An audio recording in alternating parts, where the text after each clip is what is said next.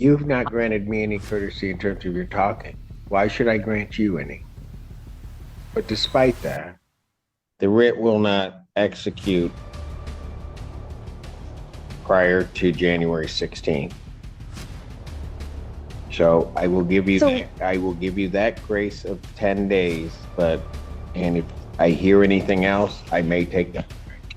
So I have to be out of this place by January 16th? They cannot execute the writ prior to that date. Okay. Because otherwise they could do it tomorrow. Right. I am giving that 10-day, I'm giving you that period. I'm not giving you to the end of the month. I'm giving you that period. That's as far as I'm going. Before this hearing even begins, you can already sense the judge's patience is wearing thin. Courtrooms run on facts, not frustration, and every minute spent off topic makes it harder to win your case. The big question now is, can the defendant actually present a legal argument, or is this about to spiral completely out of control? Melon. Okay, go ahead, Ms. Mel. Well, I entered your courtroom honorably last year at this time. I came in as a plaintiff. Okay. And when I swore in, I gave some information about one company, Akram Rashid, merging with a new owner. At that time, I, the customer, was not given the respect, nor any other tenant in my building, underneath the laws to meet this person as a consumer. It is of complete responsibility for a new company to acquire the permission of the tenant, where money is concerned, to enter a good consumer relationship. This did not happen. Time proceeded, and this maintenance company decided to enter person's property with no permission, started to manipulate them, stealing possessions, stealing automobiles. Hey, ma'am, can I ask you something? Sure.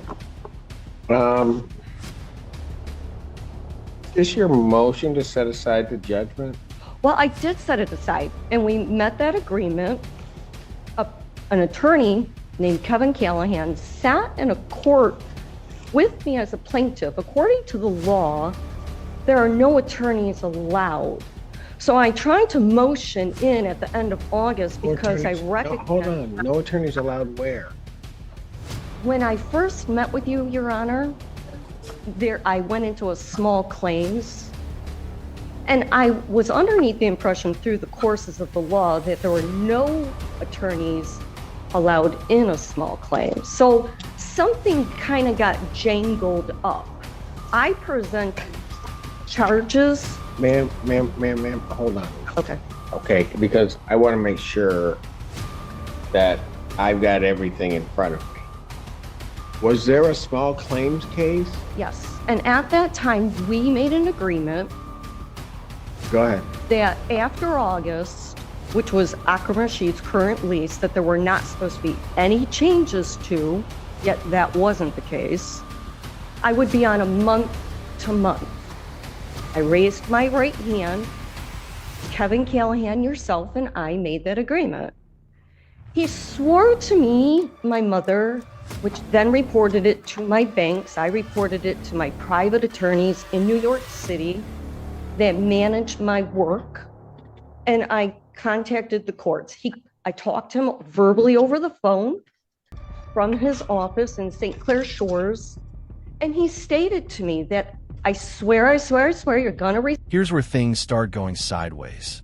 The defendant believed the past agreement should protect her, but the court isn't focused on old conversations. It's focused on whether there's a legal reason to overturn the existing judgment. That's a huge difference, and it's one that catches many people off guard. Received that sheet of paper. I waited, and I waited, and I waited. Spring and summer came to fruition, and I called the courts. It's getting, later in the year. Where's the sheet of paper? It was as easy as that. There was no failure of me to make the payment. I still have the finances set aside. I feel like they are trying to retaliate against me because I've continued to make reports, which is my sole discretion. I have the right to do that. Between the Michigan State Police that were called on numerous occasions by other Ma'am, I'm gonna have to stop you because I'm not clear what you're talking. Well, I think that there's a position here where there's charges that he wanted to dismiss, but because he did not fulfill the obligation that he promised me, by August, I was being manipulated, and they're not following through with their original Manipulated by agreement. whom? I, yourself, and Callahan last January coming into February. We sat in the Zoom conference. I presented the paperwork that was unorthodox. of Judge, if I one may, owner I and have another information owner. on this. I can. And this change of ownership will not affect your lease agreement. She put unless otherwise indicated in your current signed lease. Well, unless otherwise means I can't do what I'm claiming I'm gonna do. She broke these laws. She being whom? E.J. Elizabeth Jefferson, who claimed to be a property manager that no one had ever met. There is no legible address. The Attorney General states that she's not a registered or licensed person. The federal Ma'am, offices told me not to be in business with them. Ma'am, I'm gonna tell you right now, you've lost me. Well, from the very beginning, I presented, the first time I came in to see you, I presented both pieces of paper. Ma'am, stop for a moment. Okay. I had them pull a small claims case involving yourself against Bell Management. Yeah, they did things That that were was- illegal. Fair housing. Ma'am, that was over a year ago. I would like to say I absolutely remember that, Yeah. but I don't. I'm in dismay myself, sir, because I made that agreement with you. I clearly don't allow a judge or myself to be taken advantage of by an attorney's office. Well, I Yeah. don't know that I've been taken advantage of. I believe I have been. Okay. I would that's not fine. enter your So- courts to present this witness information as fair. Ma'am, It is. stop for one Okay. moment. Let me hear, I've heard from you for a while. Let me hear from the other side. Okay. Mr. Callahan. Thank you, Judge. Kevin Callahan, P78273, representing Bell Asset Management. The matter that Ms. Malik is speaking of was a previous matter, a small claims matter that was filed against my client in conjunction with a non-payment of rent matter that we filed against Ms. Malik. Those matters have been decided. Those matters are closed. It has no bearing on this matter whatsoever. This current case, Ms. Malik even admitted she's on a month-to-month tenancy. We provided a 30-day notice to Ms. Malik. She never showed up to court, so a default judgment was entered back in October against Ms. Malik. We subsequently filed a writ of eviction. That writ was signed by Your Honor, and now we get this. Now the attorney steps in and completely changes the tone of the hearing. Instead of debating emotions, he's laying out a timeline backed by court records. In law, documentation almost always beats memory. Do you think the judge's decision is becoming obvious, or is there still a surprise coming?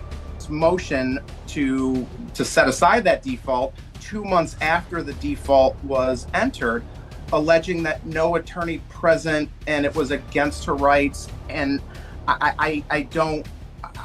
as lost as you are with this, Judge. There's no basis to set this judgment aside. Ms. Malik is a month-to-month tenant. She has to vacate the property. However, I will say for the record, because I'm not going to let my reputation possibly be besmirched on the record here of doing anything illegal or improper, Ms. Malik has called my office and left over 120 voicemails accusing me of crime under the federal law that don't exist, made threats against The me, FBI my told me. family. Ms. Malik, I allowed you to speak. Please allow me to speak. Made threats against my bar license. She's made threats against my family. She's made threats against my office staff. It has been deplorable what my staff has gone through with Ms. Malik over a situation that is a simple month-to-month termination, and Ms. Malik refuses to leave the property, Judge. We're just asking for that judgment to stand and the writ to stand so that my client can move forward. The property. I never made any threats to anybody's family. I never made any threats to anybody. I did call the office. I asked him for the sheet of paper that he promised. He said he would give me a month to month after August. I said, what is going on? I said, give me the oral confirmation or the written confirmation, and I'm going to continue to pay the money from August onward. I asked your court, I said, may I please have the sheet of paper? Ma'am. I did not threaten anybody. Okay, fine. I don't know anything about that. And I'm not. if he made an agreement about a month to Ma'am, month, why am I? Ma'am, you have interrupted me numerous times. I'm sorry. That needs to stop. I did not threaten anybody. Okay. Okay. Fine.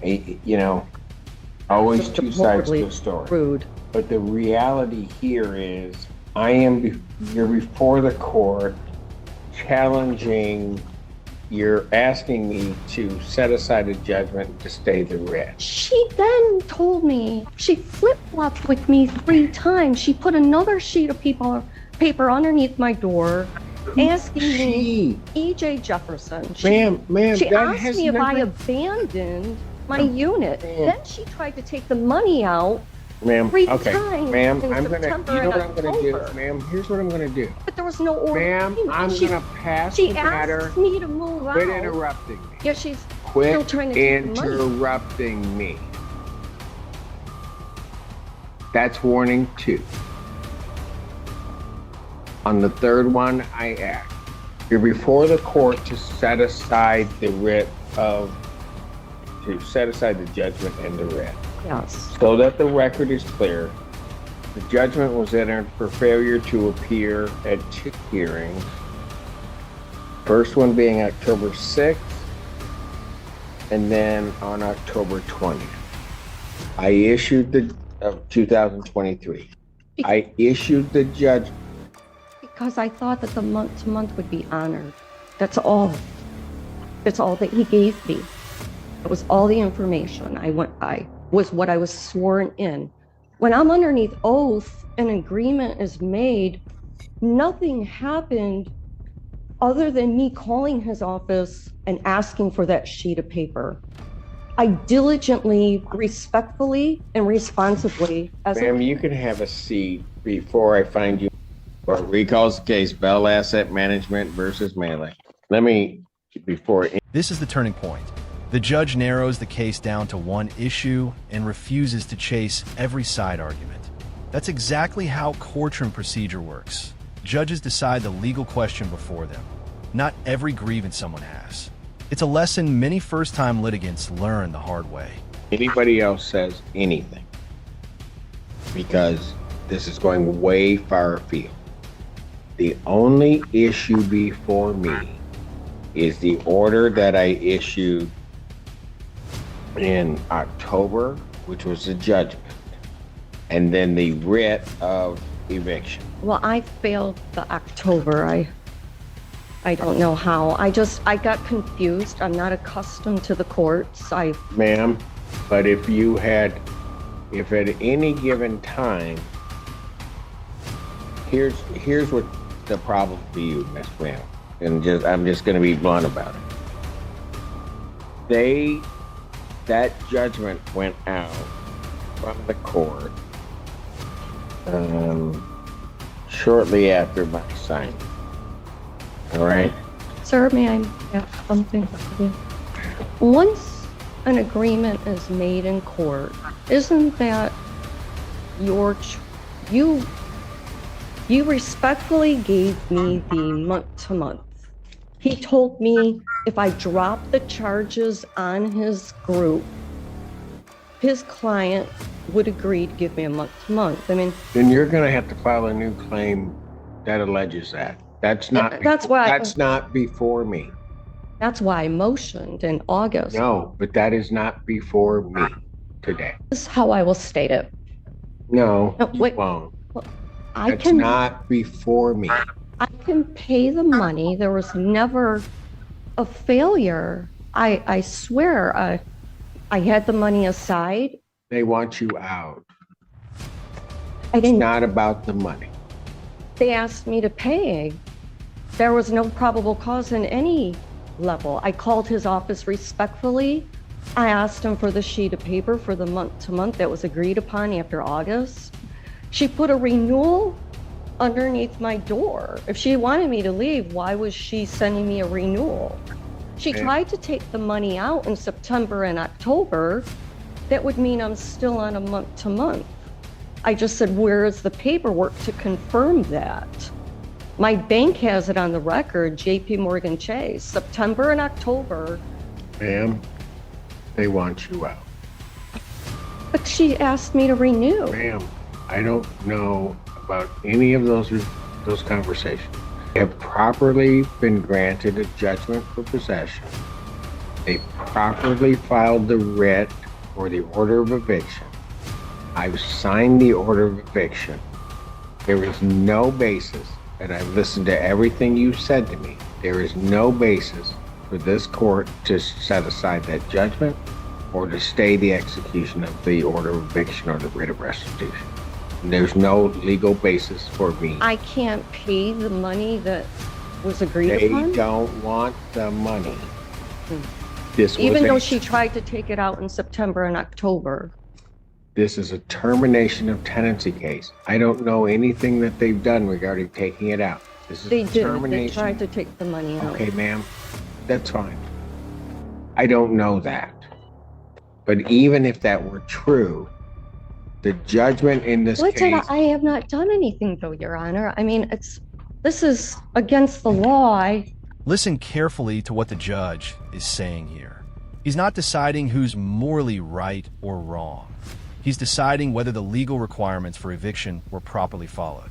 If those procedures were completed correctly, the court has very little room to rule any differently, regardless of sympathy.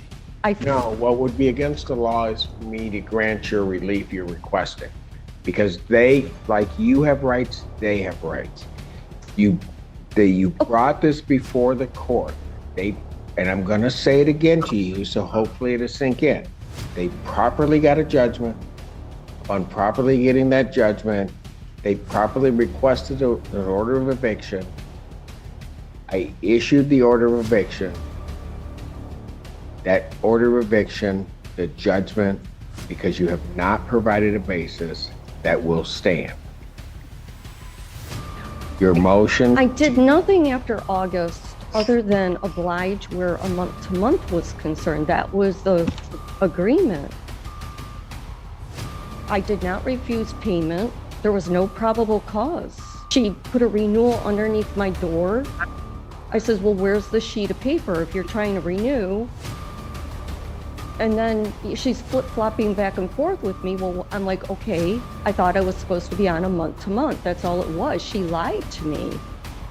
And then she lied to me again. And then she tried to take the money out 3 times. So it got me confused. I'm like, well, then am I on a month to month? The bank has that on record.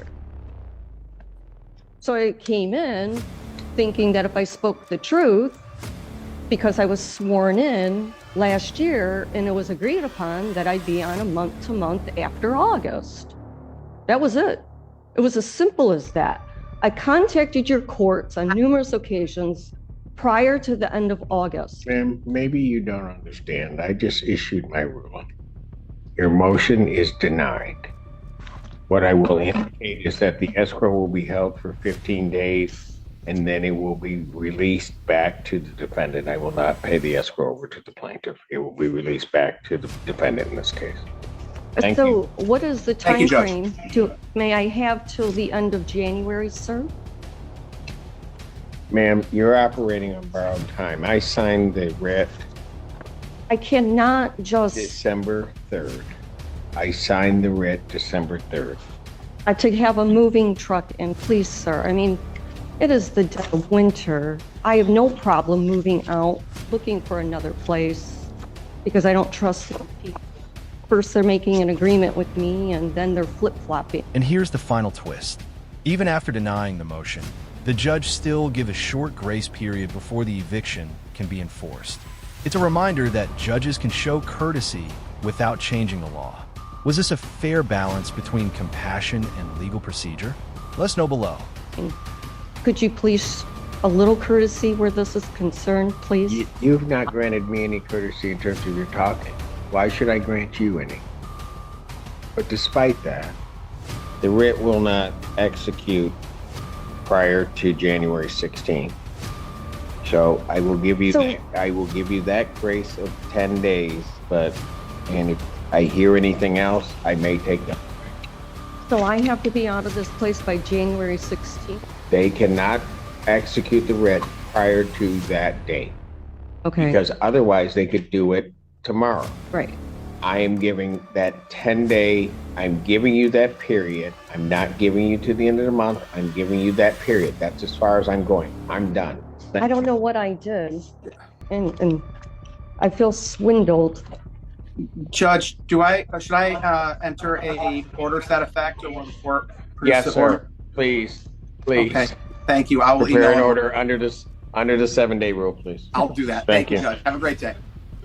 You do the same, but too late. The escrow itself, when does that get repaid to me? You need to listen to what I just told you. 15 days, I will release the escrow back.